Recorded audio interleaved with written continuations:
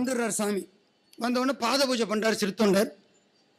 பரிகளை இந்த மாதிரி மேஜையில் அமைத்து வெண்பரிகளை காண்கிற வெள்ளை துணி. இப்பெல்லாம் பெரிய எல்லாம் உணவு விடுதல் அப்படி தான் இருக்குது. எதுக்காகனா அந்த கீழே இருக்கிற ஃபர்னிச்சரோட அழுக்கு நமக்கு தெரியப்படாது.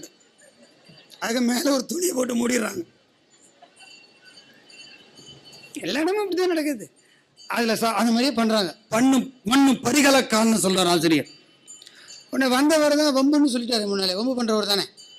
ஏன்பா சொன்ன முறையில் படுத்த பசு தொடர்ந்தான் உறுப்பெல்லாம் கொண்டு மண்ணு சுவையில் கரியாக்கி மான அமைத்தீரே. நான் சொன்னபடி செஞ்சீரா? சத்தியமானவர் சிறுத்தொண்டர், ஒளிவு மறைவு இல்லாதவர், உண்மை பேசுபவர் சொன்னார். தலையிறைச்சி ஆகாதுன்னு கழிச்சேன். ஏன்பா அப்படி செஞ்ச? அதுவும் கூட நான் உண்பதாயிட்டேன் வைரவர். உடனே நாயனார் அப்படியே கலங்கி போறார். ஐயோ தெரியாம போயிடுத்தே, நான் சமைக்கலையேன்னு. அப்ப சந்தனத்தார் வர்றார். நான் உண்டு அமைத்தேன் திருவமுது. இது மாதிரி கேட்பார். எனக்கு இவரை பார்க்கும்போது சந்தேகம்தான். ஆகவே நான் அதை சமைச்சு வச்சிருக்கேன். அந்த அம்மா சொல்றேன்.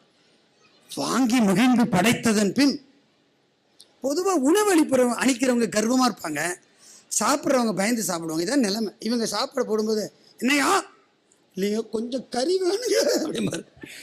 அங்க திட்டுவோம். இதுதான் உலக நடைமுறையா இருக்கு. இங்க படைத்த சிறுத்தொண்டர் பயப்படுறார், சாப்பிட வந்தவர் மிரட்டுறார்.